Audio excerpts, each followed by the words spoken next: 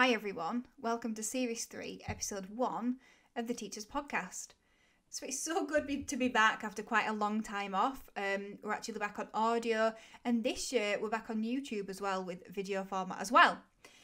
So most schools follow the national curriculum, but the question is the curriculum accessible for all children? And does it set children up for their future when the education system ends? So my guest today, Karen McGuigan, she believes that the maths curriculum is designed so that children leave school with a maths GCSE. But there are children sitting out there, sitting both in mainstream and in special educational settings as well, who, if we're completely honest, are unlikely to be able to pass that GCSE and tackle that curriculum. So Karen is the founder of The Maths Mum, where she offers support to parents to help their children grow confident and passionate about maths. And through this, she's developed what she calls the Maths for Life programme. And it's a differentiated approach to teaching maths to those pupils with additional learning needs for whom the national maths curriculum is just not attainable. So as the name, Maths for Life, obviously suggests, this programme is designed to give children those mathematical skills that they will need throughout their lives. So Karen is a self-confessed maths geek because somebody's got to be, haven't they? And as a result of that, she has such a passion for maths that she's now poured into helping children leave school with the maths-based life skills that they will need to be successful in their futures. So Karen has got such an inspiring personal story, and the events that have happened in her life have led her to really understand how to break down the curriculum in a way that most of us don't really think about. Let's get to the interview. Karen, thank you so much for joining me on the Teachers Podcast today. Thank you so much, Claire, for inviting me. So this is really exciting because we've talked to each other on the phone or on Clubhouse for quite a while now, but finally I can see the Maths Mum in person, sort of, not really, over the internet. I do exist. Yes. But honestly, I love the work you're doing and I really want to highlight it and talk about it today. So Maths for Life then, tell all the teachers who have never heard about it, what is it? Okay, so the maths curriculum, as it's set up at the moment, the national curriculum, is all geared towards achieving a GCSE in maths. That is what the structure is, that's what it breaks down as.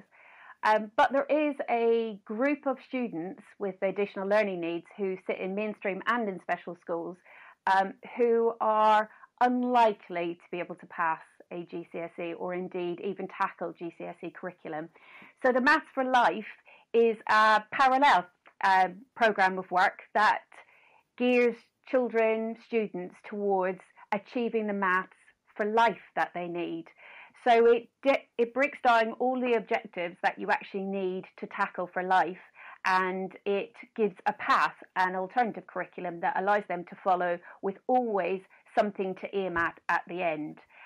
It is designed for children with additional learning needs who may sit largely within mainstream schools and probably be at the lower end of the spectrum, as well as actually some children within the special needs community who are maybe in a special school but a high achiever. But that's what it is. It's a complete package. Where it started, it's not ending yet because extra levels are being added as children are asking for them. But at the moment, there is a foundations level 1 and level 2 published that takes you from birth. So Maths for Life starts at birth. And it really does break things down to a really small incremental step changes that children and students with additional learning needs need. So things that are in the national curriculum that may take one line of description may actually be broken down into 15, 20 different subsets that are achievable in those little steps for children with additional needs. Hopefully that sums it up. Yeah, it does. Can you give us an example of these maybe 5 subsets and how they increment? Absolutely. So one of the things I love to describe is the line in the curriculum that says count to 10, because every teacher who was ever worked in an early years or indeed reception year one will know that count to 10 is not as straightforward as count to 10.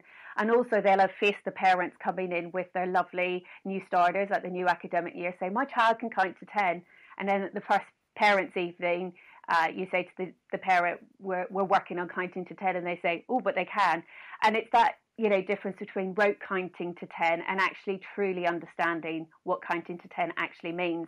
So it would be broken down into things like conservation of number, one-to-one correspondence, stable order, all of those subsets broken down and described in detail, but also within those, there'll be maybe a 5 to 10 point, how do you actually go about building this up? Where do you start? Where do you go to? How do you add little aspects on to improve, to know that you're constantly doing the next step? So something like that is broken down. I actually, in the book 1, counting to 10 is broken up into 15 chunks. And each of those have got subsets within them. So that's just an example of where you can take one line in the curriculum, but really expand it to adapt and actually focus on those with additional learning needs. Super, thank you. And, tell me why this is so important to you. It's really important to me because one of the things that really I'm passionate about maths, full stop. But I don't want children to leave school not armed with the maths they need for life. And I think that happens. There is an alternative path to GCSE called functional skills, but it tends to happen after you fail at a GCSE. The path tends to be, well, once you fail at a GCSE, you could do the adult-focused functional skills in maths, which seems ludicrous that you have to go through this entire schooling to fail at something to be able to offer up an alternative. So I'm passionate that there are children within the mainstream and special school environment that are never going to be on the GCSE track, but they deserve to be on a track that gives them the maths they need to survive in life and to focus on it. So why it's so important to me is I think it is much better for a child to leave formal education with the ability to do all the basics in maths really well and independently than it is to have pockets of knowledge across a broad spectrum of maths but never really understanding any of it. One example might be an example where I've come across where a 15-year-old boy can work out the missing angles of a triangle, missing angles round a triangle, round a point, but yet doesn't know the days of the week in order. For me, it's kind of what is the life skill? And people may not associate days of the week with maths, but it is actually part of the maths curriculum. So it's about understanding, and the reason why I'm so passionate about it is because those children deserve to be set up for life, to be able to live independently, to be able to work at a basic job. So we should be doing the math skills that are deeply important to them, rather than doing a whole spectrum where they get bits of everything but nothing really solidifies. So that's where the passion comes from. I'm passionate about the fact that children leave formal education with what they need for life. Thank you. And tell us a little bit about your personal story. Where has this idea been born from? You introduced me as the maths mum. So several years ago, when my eldest son started school, I realised that maths looked very different when they started talking about words I had no idea. So given that I'm a complete maths geek, I decided to buy myself the national curriculum, study up so I could talk to him and help him. So I found out all about number bonds and what they meant. But I took it one stage further and set up a business called the Maths Mum, actually helping parents to help their children. So I coached parents and did courses. But it was when my second son, who is Lance, he has got Down syndrome, when he started school, mainstream school, I realised that the national curriculum maths was not going to work for him. So I was working with the school, differentiating the work, looking at the learning skills profile of children with special needs and how we could break it down and, put something in place for him. And in truth, it was during lockdown, the first lockdown, when I was putting videos of me doing maths with Lance into social media, when parents started contacting me going, you know what you're doing, please help us. We're not getting anything. And so with I was going to say a gentle push, but there wasn't a gentle push. There was quite a severe shove from some parents I've been working with to basically say, Karen, you really need to get this all written down because it's not fair that only a handful of us are benefiting from you. And that's what I did. So in lockdown, while educating my 3 boys, managing the household, trying not to go spare, I put down all my knowledge into what was the Maths for Life, the first book. And it's just taken, it's been adapted by parents and it's now starting to be adapted into schools. So I'm really passionate because these children deserve a path. Lance deserves a path. I'm going to do it for Lance. So I may as well do it for other children as well. And what I love is an Australian educator I spoke to on Clubhouse said, you've flipped the system. I said, what do you mean by that? And she said, you've written something for a small group of children with special needs. And they're right, it was based on children with Down syndrome and the learning set. But she said, because I've flipped the system, I've written it for children with special needs, it is appropriate for all children.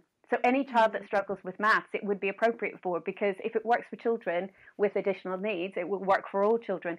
So I love that idea of saying, rather than that lovely word, differentiate something that's already written to map, into the actual what is needed for that child. I've written it for that child. So it is differentiated. It is differentiated from the mainstream curriculum, but it's actually specifically written for them with them in mind. So yeah, my passion comes from there. That's my story. Is I'm doing it for Lance. I will do it for everyone in this community, with the Down syndrome community support as well. It's been fantastic, but it will work for other children. So it's not exclusively just for children with Down syndrome.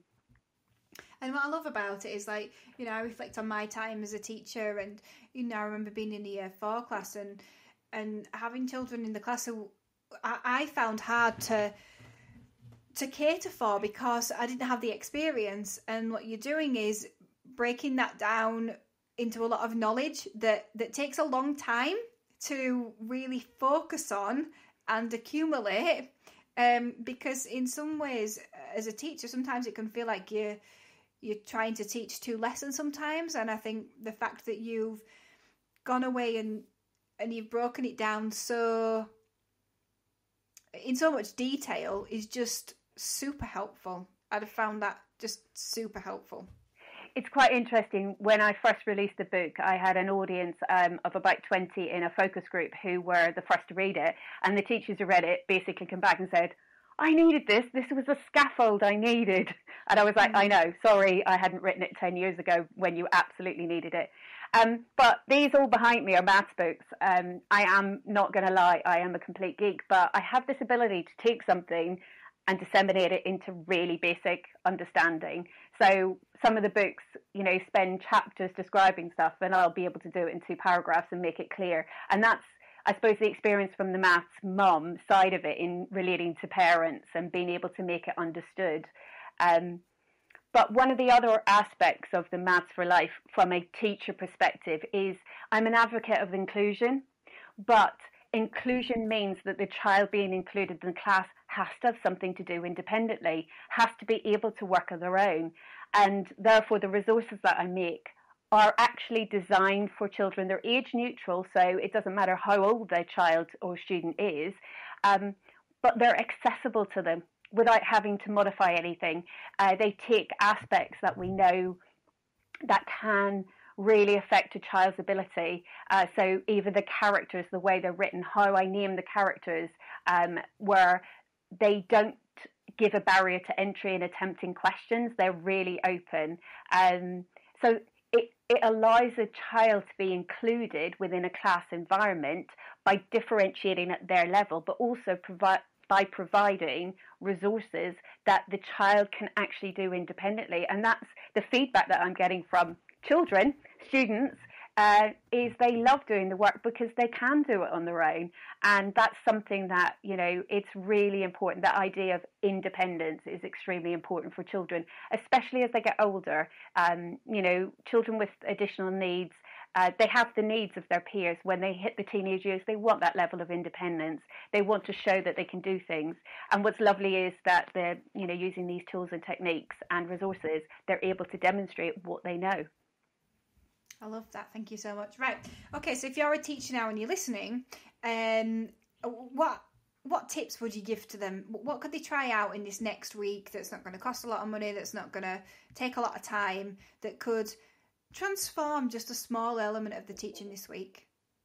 So if a teacher is listening to this and has got a child in their class that's working well below the national curriculum level, then I would suggest you go to the Maths for Life website and look at the baseline resources. So it's a baseline assessment, but it's not truly like assessing against a grade point average or anything like that. It's just actually a set of resources where you can actually put them in front of a child. They're free to download. I think the Foundations has got about 50 sheets in it, the level 1 and level 2 of 70 to 75. But you can take them, free to download, print them, and actually give them to the student in your class and see whether they enjoy doing them. It's always interesting because because it uses this idea of the hierarchy of independence, it also asks the person who's working with the child to think about how much help they're giving them. So sometimes we find out that the child independently knows less than we think they do because they're scaffolded, because most children will have teaching assistants or learning skills assistants. So this, it gives a flavour. So there's the baseline resources. You can also just look at the website and point it in the direction of the Senko, because Senkos love the Maths for Life because it does it all for them. If you want to save time, that's what I'm here for. I've done it. You don't need to reinvent the wheel. It exists. And the other thing that they can do is drop me a message, because I normally offer up free 20-minute Zoom lessons, so I can show you exactly what it's about. I can show you behind the scenes of the resource library. There is a detailed frequently asked questions on my website. So, if you've got any questions as to whether this is suitable, what it's about, how much it will cost, it's all very transparent and on the website. Okay. So say a teacher is teaching a specific topic this week. Say they're teaching, I don't want to do counting to 10 because we've already done that already. I'm just thinking, okay, we're in year 3, we're going back, we're doing place value. What kind of things would you suggest that they try if they've got a child who's really not getting it? How can they get down to the really tiny detailed steps that you talk about? So when it comes to the Maths for Life and the hierarchy in which it's taught, everything is breadth and it's based on the foundations.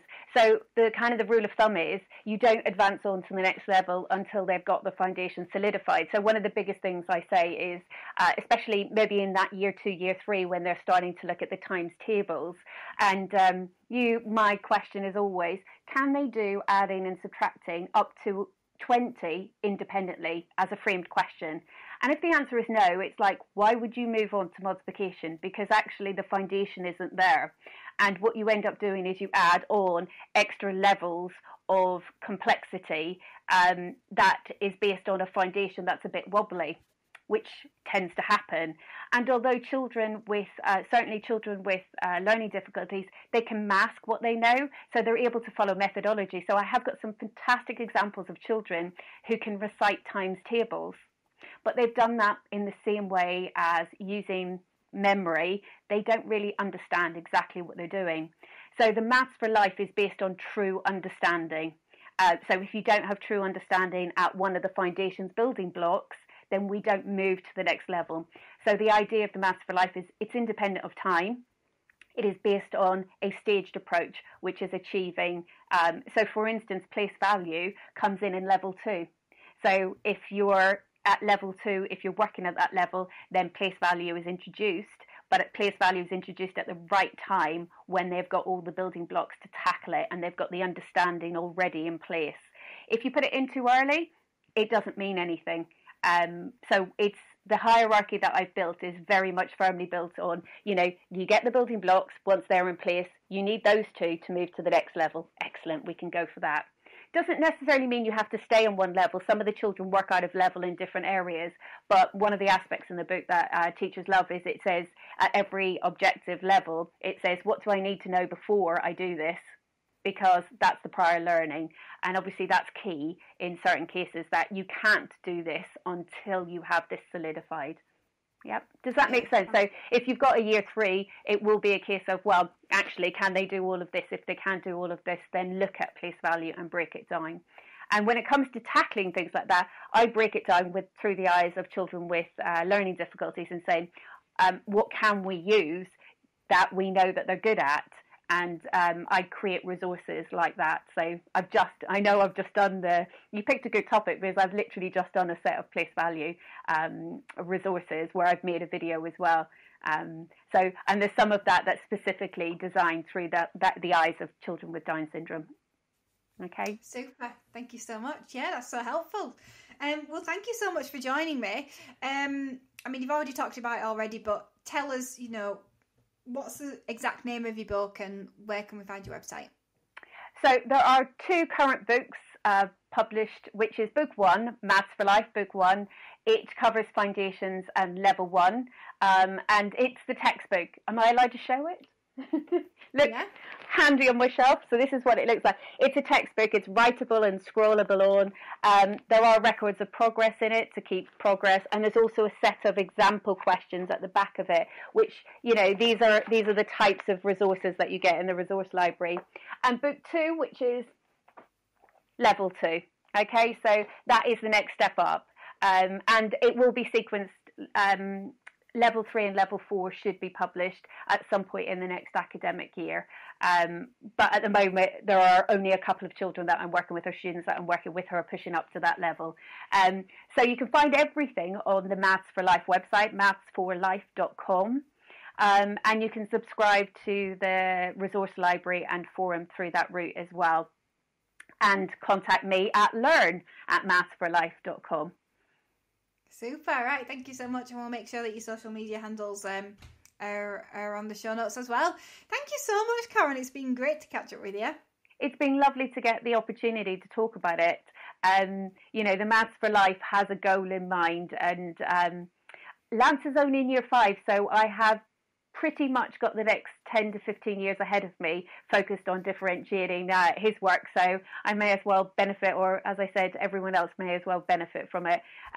But hopefully, I spoke to you privately about this, but, I have a goal to have a parallel curriculum, a set of standard, whether it's the Maths for Life or something else, but there has to be some alternative for children who are not on track for a Maths GCSE, because it seems wrong to let them fail first before we're given an opportunity to do something else.